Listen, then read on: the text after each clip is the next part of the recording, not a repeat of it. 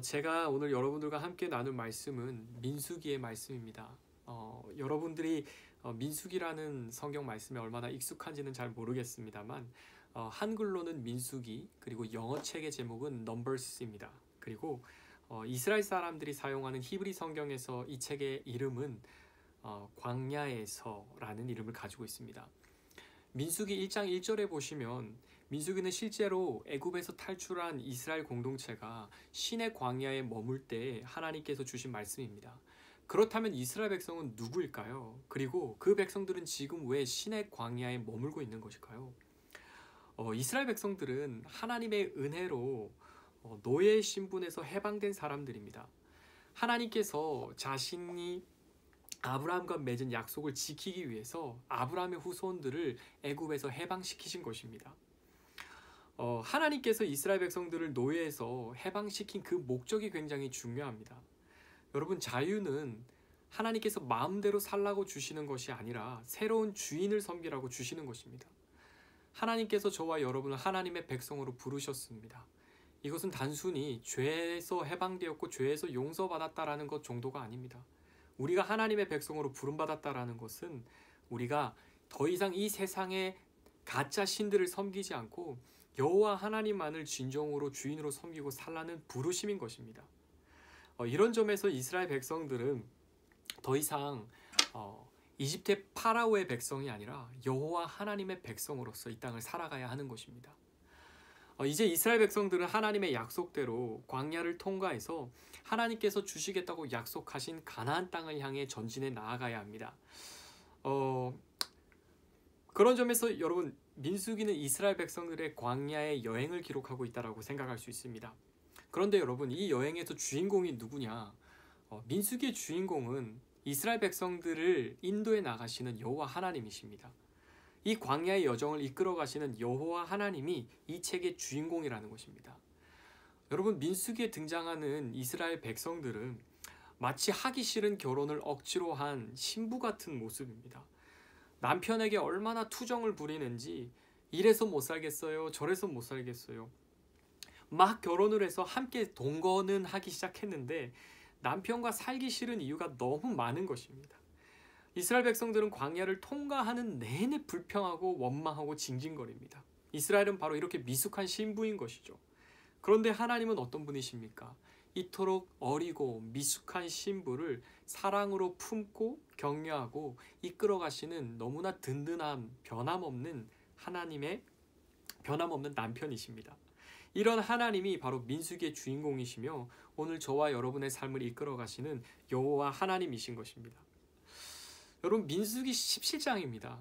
그렇다면 오늘 이 민수기 17장은 하나님께서 어떠한 이야기를 우리에게 말씀하고 계신 걸까요?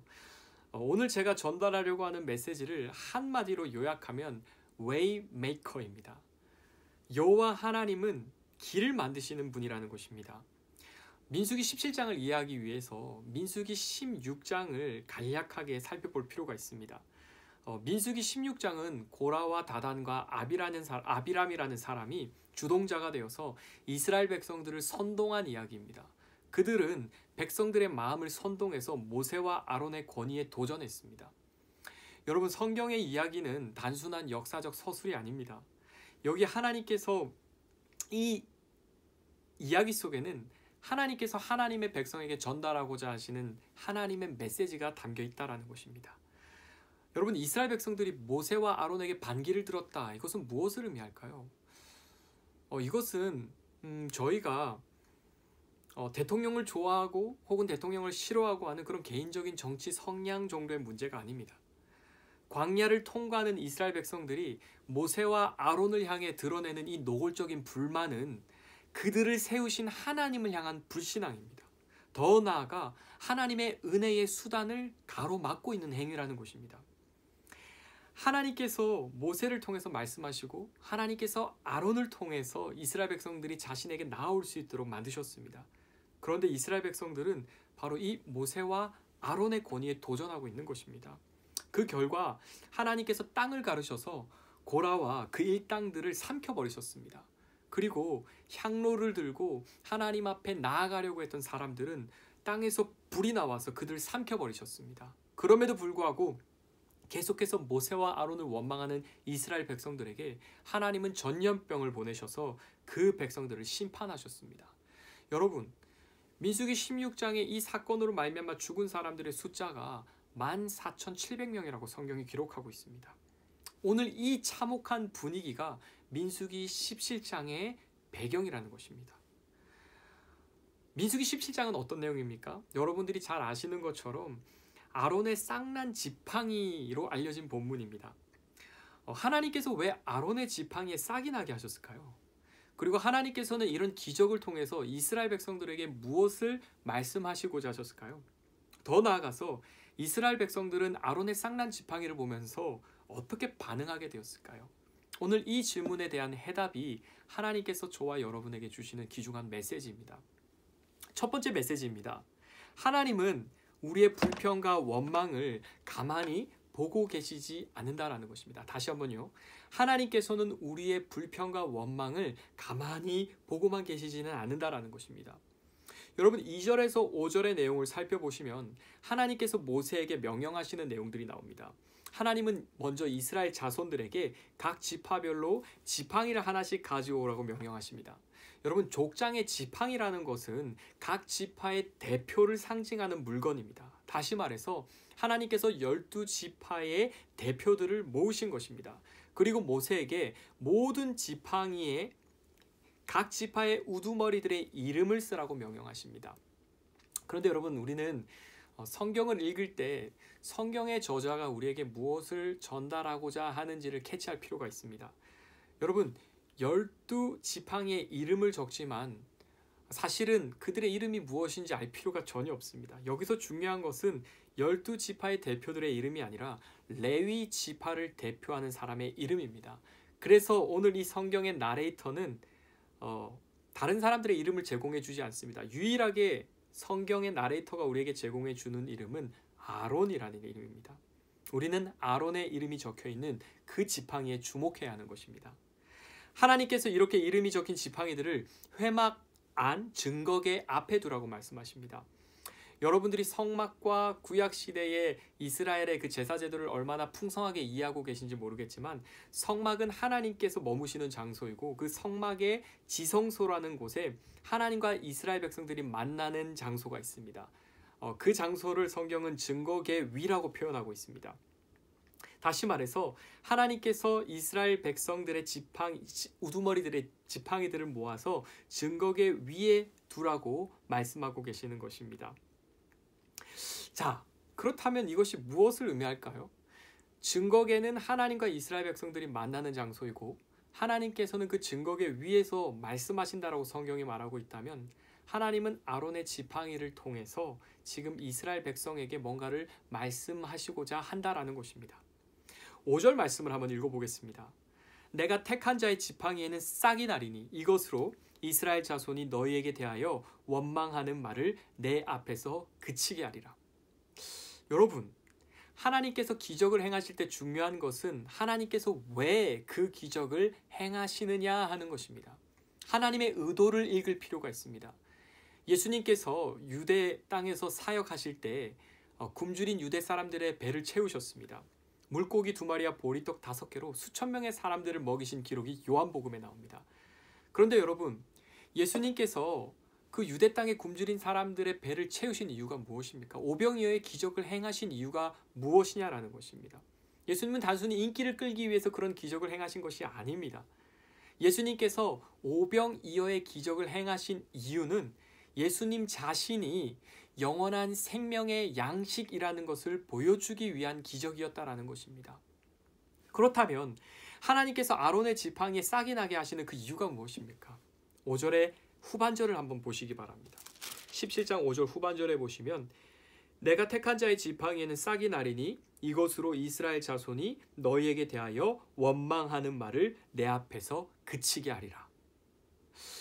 여러분, 하나님께서 아론의 지팡이에 우미 돋게 하시겠다라고 말씀하신 그 이유는 이스라엘의 원망을 그치게 하기 위한 목적이었다라는 것입니다. 다시 말해서 이스라엘 백성들은 지금 불평과 원망이라는 아주 치명적인 바이러스에 감염되어 있는 것입니다. 여러분, 지금 저희들은 코로나 전염병 시대를 살아가고 있습니다. 그런데 이 코로나 바이러스가 죄라는 바이러스와 굉장히 유사한 부분들이 많이 있습니다. 그중 하나가 무엇이냐면 코로나의 전염성입니다. 작년 12월에 최초의 바이러스가 발병된 이후에 지금 전 세계로 이 바이러스가 이미 퍼져 있습니다. 지금 이 순간에도 이 코로나 바이러스가 계속해서 퍼져나가고 있다는 것입니다. 여러분, 하나님과 함께 광야를 통과하는 이스라엘 백성들 사이에서 유행하고 있는 전염병이 무엇입니까? 그것은 바로 불신앙이라는 전염병입니다. 이스라엘 백성들은 하나님 앞에서 계속해서 불평하고 있습니다. 여러분, 이 불평하다, 한글 성경에 원망하다라고 번역된 이 히브리 단어가 민수기에서 총 9번이나 사용됐습니다. 여러분들이 잘 아시는 것처럼 이스라엘 백성들은 광야를 통과하면서 물이 없다고 불평하고 먹을 것이 없다고 불평하고 가나안 땅을 정탐하고 나서는 그 땅에 거인이 살고 있다고, 우리는 그 땅에 갈 수 없다고 불평하고 있는 것입니다. 이제는 하나님께서 이스라엘 백성들과 소통하기 위해 세우신 선지자 모세를 거절하고 하나님 앞에 나아갈 수 있는 유일한 길인 대제사장 아론까지 거절하고 있는 것입니다. 오늘 우리가 받아야 하는 첫 번째 교훈이 바로 이 지점에 있습니다. 하나님은 그리스도인들의 불신앙을 절대로 모른 척하지 않으십니다. 지금 우리가 처한 상황에 관계없이 우리는 사실 하나님 앞에서 기뻐하고 감사하고 기도할 수 있어야 합니다. 여러분, 이것이 잘 이해되지 않을 수 있습니다. 아니, 환경이 나쁜데, 상황이 좋지 않은데, 지금 내가 최악의 상황을 맞닥뜨리고 있는데 그래도 기뻐해야 한다고요? 그래도 감사해야 한다고요? 그래도 기도해야 한다고요? 네! 그래도 우리는 하나님의 백성으로서 기뻐하고 감사하고 기도할 수 있어야 합니다. 그 이유가 무엇입니까? 우리의 소망이 우리가 처한 환경에 있지 않기 때문입니다. 우리의 소망이 여호와 하나님 그분에게 있기 때문입니다. 여러분, 하나님께서 이스라엘의 불신앙이라는 이 죄를 혹독하게 다루시는 이유가 바로 여기에 있습니다. 이스라엘 백성들은 눈앞에 보이는 상황 때문에, 눈앞에 보이는 환경 때문에 그들의 완벽한 소망이 되시는 여호와 하나님을 진정으로 바라보지 못하고 있다라는 것입니다. 저는 지금 여러분들에게, 또 제 자신에게, 그리스도인에게, 하나님의 백성에게 어려움이 절대 없다라는 말씀을 드리는 것이 아닙니다. 하나님의 백성들의 삶 속에 동일한 어려움이 있습니다. 동일한 고통이 있습니다. 우리들의 삶 속에도 막막한 순간이 정말 많습니다. 두려운 순간, 길이 보이지 않는 그 순간이 너무나 많고 앞으로도 더 많이 펼쳐질 것입니다. 이것을 하나님도 분명히 알고 계십니다. 하지만 중요한 것은 하나님께서 이런 우리의 상황 속에서 우리가 처한 상황을 넘어 여전히 웨이메이커, 길을 만드시는 하나님을 바라보며 그분만을 신뢰하기를 원하신다라는 것입니다. 시편 75편 1절의 시인처럼 말입니다. 시인은 이렇게 노래합니다. 주 여호와여, 주는 나의 소망이시요 나의 어릴 때부터 의지시라. 여러분, 주 여호와 그분 자체가 우리의 유일한 소망이 되시는 것입니다. 우리의 환경, 우리의 상황, 우리의 배경, 우리의 능력, 우리의 노력이 아니라 주 여호와 그분 자신이 우리의 유일한 소망이 되신다라는 것입니다. 사랑하는 늘 푸른 교회 청년부 여러분, 소망은 하나님에게 있습니다. 우리의 상황에 있지 않습니다. 이것을 꼭 기억하시기 바랍니다.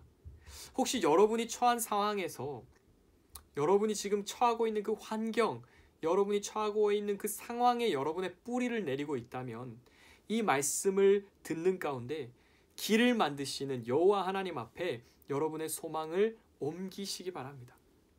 오늘 이 말씀이 여러분의 대학 생활과 직장 생활과 결혼 생활과 혹 유학 생활 모든 삶의 영역에 정말 큰 힘이 될 것입니다. 저는 조금 늦은 나이에 결혼을 했습니다. 35살에 결혼을 했는데요. 그것도 하나님의 은혜로 겨우 결혼을 했습니다. 그리고 36세 나이에 조금 늦은 나이에 유학을 시작했습니다. 여러분, 제가 유학을 준비할 때 주변의 대부분의 사람들이 저에게 이렇게 말했습니다. 미국 유학 가도 별거 없어. 또 이런 이야기도 들었습니다. 지금 가기에는 너무 늦은 거 아니야? 그리고 또 이런 현실적인 이야기도 있었습니다. 너 영어 잘 못하잖아. 내 주변에 유학파들이 많이 있는데 목회는 잘 못해. 저는 지금도 이런 이야기를 종종 듣고 있습니다. 그리고 최근에는 야, 너 내일 모레 40인데 지금 한가하게 책상에서 공부할 때가 아니야. 사실은 다 맞는 말들입니다. 유학을 가도 별로 좋은 경험을 하지 못하는 분들도 분명 있을 것입니다. 그리고 실제로 제가 이른 나이에 유학을 가는 것도 아니죠. 그리고 제가 영어를 아직도 노력해서 열심히 할 뿐이지 제가 실제로 영어를 잘하는 것도 아닙니다. 그리고 내일 모레 제가 40이 되는 것도 맞습니다. 제가 만약에 40이 되면 아마 부목사로서 어떤 교회 이력서를 내기도 어려운 현실적인 문제에 부딪힐 수도 있다라는 것입니다. 그런데 여러분, 저는 제 삶이 다른 사람들의 말과 경험에 달려있다고 생각해 본 적이 한 번도 없습니다. 저는 지금도 훌륭한 멘토 목사님들을 찾아가서 그분들의 조언을 듣지만 그분들의 말, 그분들의 경험, 그분들의 저를 향한 그 따뜻한 조언 위에 제 삶이, 제 인생의 길이 놓여 있다고 생각하지 않습니다. 저는 제 삶은 비록 지금 코로나로 인해서 온라인으로 공부를 하고 있지만 여전히 제 삶을 이끄시는 분은 여호와 하나님이시라는 것을 굳게 믿고 있기 때문입니다. 저는 하늘길이 막혀있는 지금 이 상황 속에서도 새로운 공부를 위해서 입학 원서를 지원하고 있습니다. 미국과 캐나다에 있는 신학교를 찾아서 지원서를 넣고 결과를 기다리고 있습니다. 어떤 결과가 올지도 모르고 코로나 상황이 나아질지 더 심각해질지 2021년 앞으로의 이 상황들이 어떻게 전개될지 저는 하나도 모릅니다. 그러나 한 가지 확실한 진리는 하나님께서 하나님의 선하신 뜻을 따라 제 삶의 길을 인도해 나가시는 분이라는 것입니다. 여러분의 삶의 모든 영역을 하나님 앞에 맡겨드리시기 바랍니다.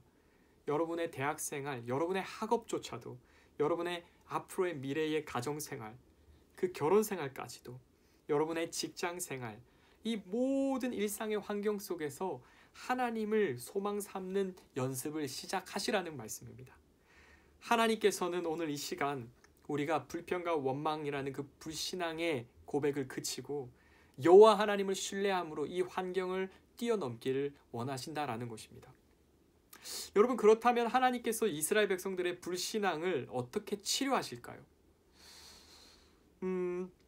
두 번째 메시지가 바로 여기에 있습니다. 하나님은 하나님의 백성들의 불신앙을 치료하기 위해서 하나님 자신을 나타내 보여주십니다. 조금 다르게 표현해 보면 하나님 자신의 신적인 성품을 하나님의 백성들에게 보여주신다라는 것입니다. 여러분, 6절 이하의 말씀에 보시면 모세가 하나님의 명령을 따라서 각 지파별로 지팡이를 거두는 장면이 나옵니다. 그리고 하나님의 말씀대로 성막 안에 있는 증거기 앞에 모든 지팡이를 갈다 두었습니다. 여러분, 12개의 지팡이가 모여 있습니다. 그리고 나레이트는 다시 한번 아론의 지팡이가 그 가운데 있었다고 넌지시 아론의 지팡이를 포인트아웃 해주고 있습니다. 이어지는 장면은 모세가 성막 안에 들어가서 지팡이들을 확인하는 장면입니다. 여러분, 하룻밤 사이에 어떤 일이 벌어졌을까요? 하룻밤 사이에 기이한 일이 벌어졌습니다. 하나님께서 자신이 선택한 지팡이에 싹이 나도록 하시겠다라고 이미 말씀하셨습니다. 저와 함께 8절을 읽어볼까요? 이튿날 모세가 증거의 장막에 들어가 본즉 레위 집을 위하여 낸 아론의 지팡이에 주목하십시오. 움이 돋고 순이 나고 꽃이 피어서 살구 열매가 열렸더라. 여러분, 한글 성경에는 사실 이 8절에 한 단어가 숨겨져 있습니다. 히브리 성경과 영어 성경에는 이 한 단어가 분명히 자리하고 있습니다.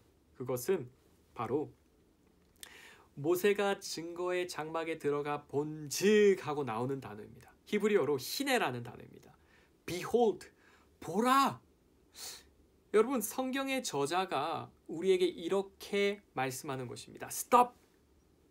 이 장면에서 멈추라는 것입니다. 영화로 치면 이 장면이 아주 상세하게 묘사되는 장면입니다. 하나님께서 하룻밤 사이에 증거계 앞에 있는 그 지팡이들 가운데 무슨 일을 하셨는지를 유심히 살펴보라는 것입니다. 여러분, 이 본문을 좀 생각해 볼까요? 사실 아론의 지팡이에 열매가 맺히는 것 자체가 목적이라면 모세가 장막 안에 들어가 보니 아론의 지팡이에 열매가 맺혀 있었더라라고 기술해도 됩니다. 하지만 성경의 나레이터는, 저자는 아론의 지팡이에 움이 돋고 순이 나고 꽃이 피고 살구 열매가 맺혔다라고 하면서 이 장면을 하나하나 서술하고 있다는 것입니다. 여러분, 성경이 우리에게 무엇을 말하고 있는 것일까요? 이 구절은 구약의 저명한 학자들이 저마다 조금 다른 해석을 보여주고 있습니다.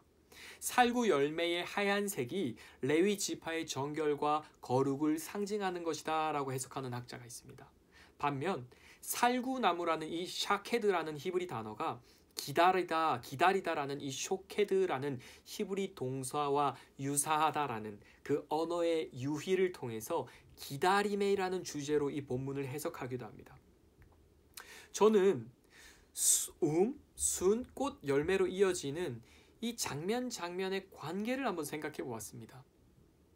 다시 말해서 열매는 분명히 식물의 성장 주기를 통과해서 주어진다라는 것을 생각해 보게 되는 것입니다.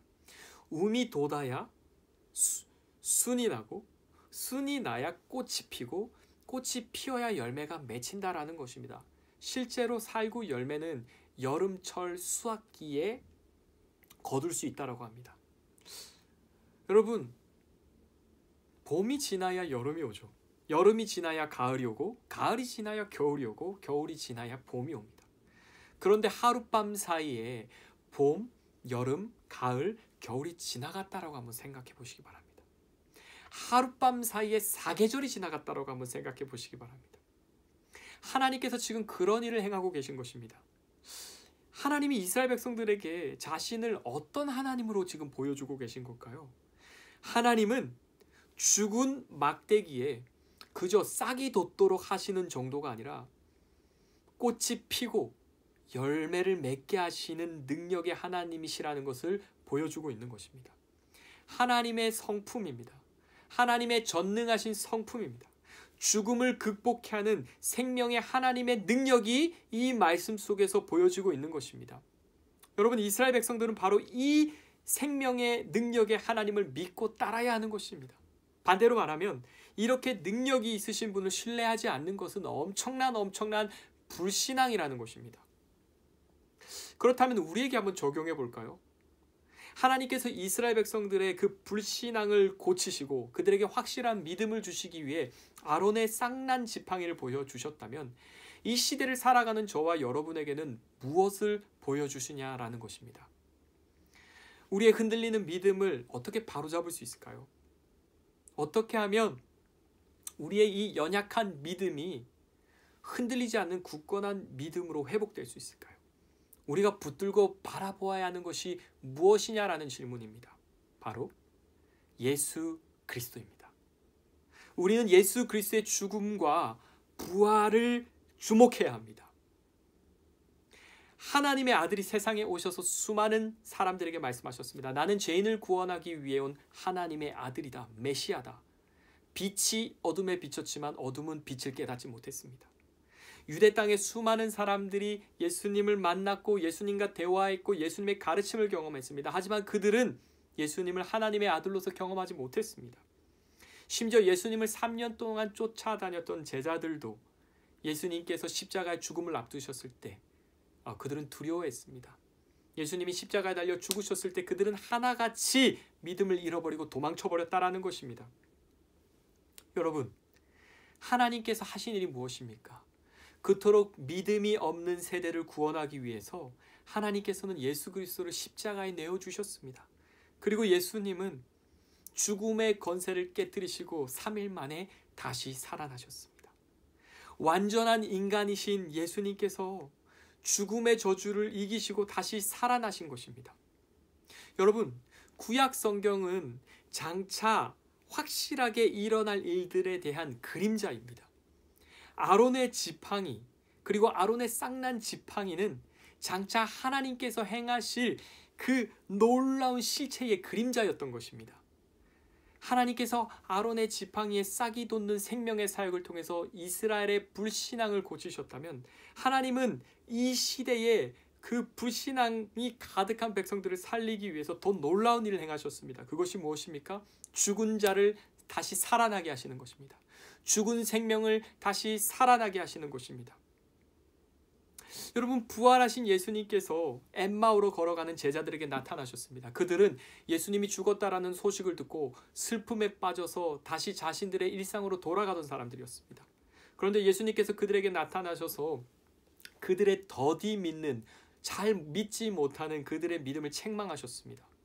누가복음 24장 25절 말씀에 보면 가라사대 미련하고 선지자들이 말한 모든 것을 마음에 더디 믿는 자들이여, 그리스도가 이런 고난을 받고 자기의 영광에 들어가야 할 것이 아니냐 하시고, 이에 모세와 및 모든 선지자의 글로 시작하여 모든 성경에 쓴 바 자기에 관한 것을 자세히 설명하시느라. 여러분, 부활하신 예수님께서 영적으로 참으로 더딘 사람들에게 다가가셔서 하신 일이 무엇입니까? 구약 성경에 자신에 관한 모든 일들을 풀어주시는 것이었습니다. 하나님의 말씀 속에서 예수 그리스도에 관한 진리들을 잘 설명해 주셨다라는 것입니다. 그들이 성경 말씀 속에서 예수님에 대해서 배울 때 마음이 뜨거워졌습니다. 그리고 새로운 믿음의 눈이 열리기 시작했다라는 것입니다. 여러분, 우리가 바라보아야 하는 것이 무엇일까요? 우리는 예수 그리스도를 바라보아야 합니다. 하나님께서 아론의 쌍난 지팡이를 통해서 이스라엘 백성들에게 말씀하셨다면 이제는 그의 아들 예수 그리스도를 통해서 우리에게 하나님이 어떤 분이시며 우리를 향해 어떤 계획을 가지고 계신지를 말씀하고 계신다라는 것입니다. 우리는 예수 그리스도를 떠나서 올바른 신앙생활을 할 수 없습니다. 그 이유가 무엇입니까? 하나님께서 예수 그리스도를 통해서 우리에게 은혜를 베풀어 주시고 우리의 신앙생활의 가장 바람직한 모델이 바로 예수 그리스도이시며, 그 예수님이 성령으로 지금 이 시간, 이 순간 우리와 함께 살고 계시기 때문입니다. 우리는 예수 그리스도를 떠나서 예수 그리스도를 바라보지 않고서는 온전한 믿음 생활을 할 수 없다라는 것입니다. 저는 말씀을 준비하면서 사실은 굉장히 무거운 마음이 있었습니다. 왜냐하면 이 코로나 시대를 통과하면서 우리나라의 교회가 참 부끄러운 민낯을 드러내고 있다라는 생각을 하게 되었기 때문입니다. 작년 2월 코로나 사태가 시작된 이후에 우리는 참으로 기독교가 어떠한 모습인지 우리 기독교의 민낯을 보고 있습니다. 사실 저는 설교에서 우리의 삶과 동떨어진 먼 이야기를 하고 싶지 않습니다. 여러분의 삶의 이야기와 저의 삶의 이야기를 다루고 싶습니다. 하지만 예수 그리스도의 몸된 교회를 사랑하는 한 사람으로서 저는 저를 포함한 이 시대의 목회자들과 교회와 그리스도인들을 생각하며 굉장히 마음 아파하고 있습니다. 지난주에 방영된 그것이 알고 싶다, 정의나 미안해라는 그 방송을 보면서 정말 많은 생각을 하게 되었습니다. 목회자 가정의 자녀로 자란 부부가 한 아이를 입양했는데 그 아이가 너무나 가혹한 학대를 받고 죽어버렸습니다. 죽음으로 내몰려버렸습니다. 저는 이 사건을 보면서 화도 나고, 그리고 한 딸아이의 아빠로서 너무나 고통스럽고 분노할 수밖에 없었지만 사실 저의 고통은 그보다 더 근본적인 질문에 있었습니다. 단순히 기독교가 욕을 먹고 그리스도인들이 세상으로부터 욕을 먹는 문제가 아니었습니다. 목회자라는 부모가 도대체 어떻게 교육을 했길래, 기독교 대학에서 도대체 무엇을 배웠길래, 저의 질문은 이런 것들이 아니었습니다. 저의 고민과 질문은 이것이었습니다. 오늘날 자신이 그리스도인이라고 생각하는 사람들이 진정 성경이 보여주는 하나님을 알아가며 하나님을 신뢰하며 그분을 위해 헌신하며 살아가고 있느냐는 것입니다. 저와 여러분의 이야기입니다. 저와 여러분은 그리스도인으로서 하나님을 알아가며 하나님을 날마다 우리의 일상 속에서 체험하며 그분을 위해서 헌신하는 삶을 살아가고 있느냐는 질문입니다. J.I. 패커라는 저명한 목사님께서 이런 말씀을 하십니다. 그리스도인의 삶은 세 개의 다리가 떠받치고 있는 탁자와 같다. 여기서 말하는 세 개의 다리는 교리, 체험, 실천입니다. 이 세 가지 가운데 한 가지라도 빠지면 안 된다라는 것입니다. 여러분, 건강한 그리스도인, 온전한 그리스도인은 하나님이 어떤 분이신지를 계속해서 배워가며 그 하나님을 실제 삶 속에서 체험하며 그리고 매일의 삶 속에서 하나님의 말씀을 실천하기 위해 몸부림치며 살아가는 사람이라는 것입니다. 여러분은 어떤 그리스도인이십니까? 여러분은 하나님을 아는 일에 자라가고 계십니까? 여러분은 말씀과 성령을 통해서 여러분의 일상 속에서 계속해서 일하고 계신 하나님을 체험하고 계십니까?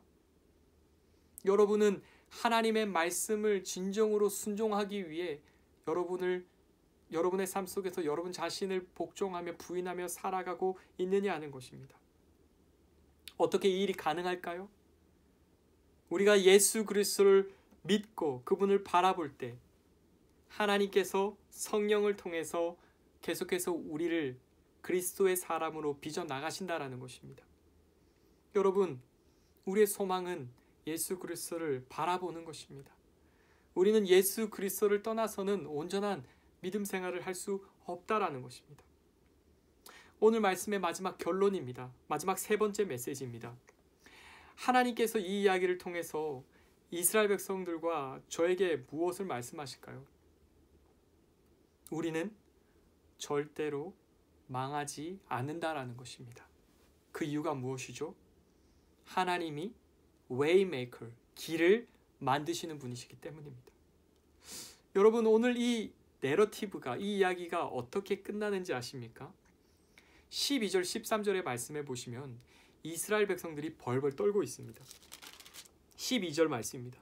이스라엘 자손이 모세에게 말하여 이르되 보소서 우리는 죽게 되었나이다. 망하게 되었나이다. 다 망하게 되었나이다. 여러분, 망하게 되었다라는 표현이 3번이나 반복되고 있습니다. 이것은 아주 강한 강조 표현입니다. 이스라엘 백성들이 아론의 쌍난 지팡이를 보면서 절망하고 있습니다. 그 이유가 무엇이죠? 자신들의 실상을 보게 된 것입니다. 하나님이 어떠한 분이신지를 보았을 때 그들은 그들 자신이 어떤 존재인지를 보게 된 것입니다. 그들의 죄악을 깨달은 것입니다. 하나님 앞에서 그들의 불신앙의 그 뿌리를 발견한 것입니다. 그래서 그들은 절망하며 한탄하고 있는 것입니다. 우리가 망하게 되었다.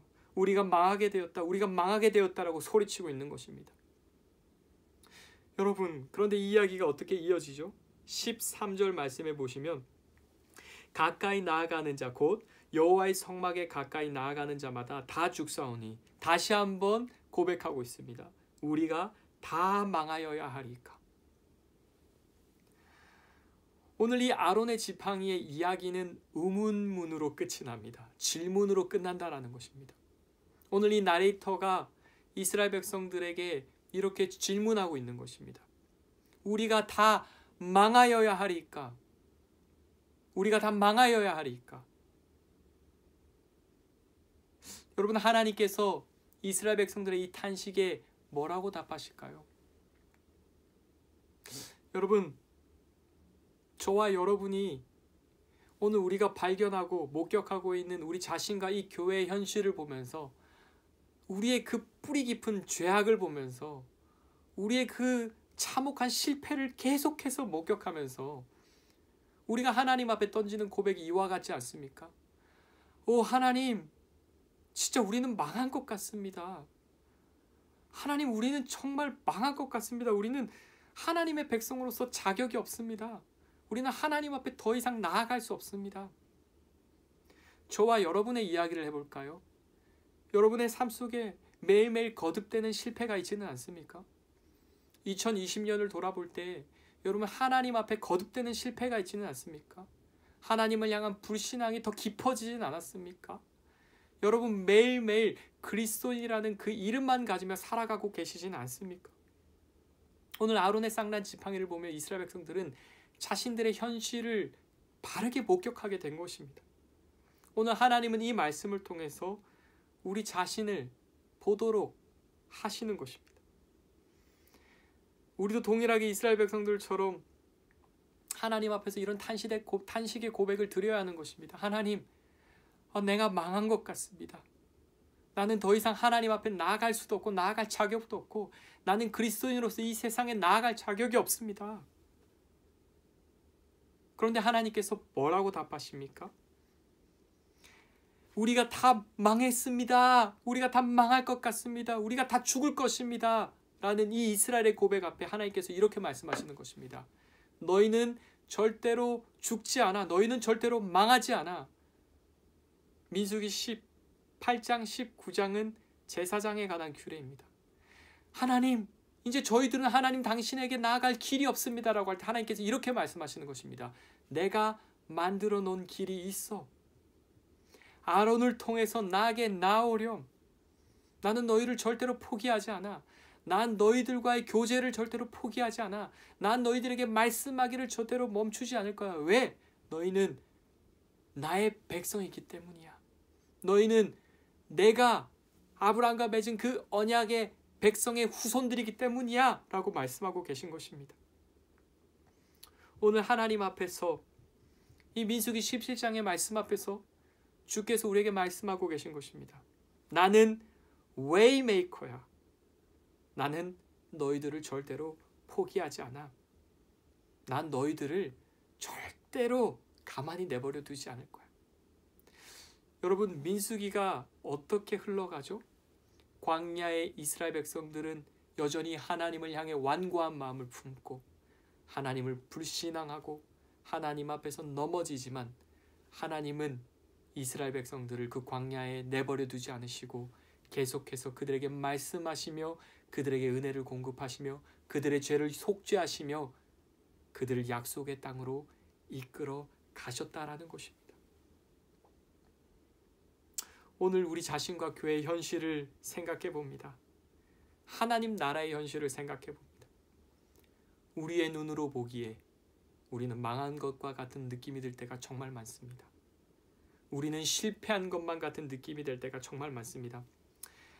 저는 개인적으로 2020년을 보내면서 그리고 2020년을 새롭게 시작하면서 너무나 부끄러운 것이 많았습니다. 그것은 2020년 한 해 동안 저는 하나님을 더 깊이 사랑하고 이웃을 사랑하기보다는 온통 제 자신에게 집중된 삶을 살았던 것 같습니다. 하나님 말씀을 공부한다는 핑계로 제 자신의 공부에게 함몰되어 버리고 제 주변을 더 많이 돌아보지 못하고 사랑을 더 많이 흘려보낸 것 같지 않다라는 생각이 들었습니다. 여러분들의 2020년은 어땠습니까? 혹시 여러분들은 하나님 앞에서 부끄러운 모습으로 뒷걸음질 치고 계시진 않습니까? 2021년이 이미 시작되었는데 여전히 마음속에 두렵고 또 여러분들의 삶 속에 자리하고 있는 그 실패 때문에 또 묶여 있지는 않습니까? 오늘 하나님께서 민수기 17장의 말씀을 통해서 우리에게 말씀하십니다. 나는 길을 만드는 하나님이다. 그리고 하나님께서는 이미 예수 그리스도를 통해서 우리에게 길을 만들어 주셨습니다.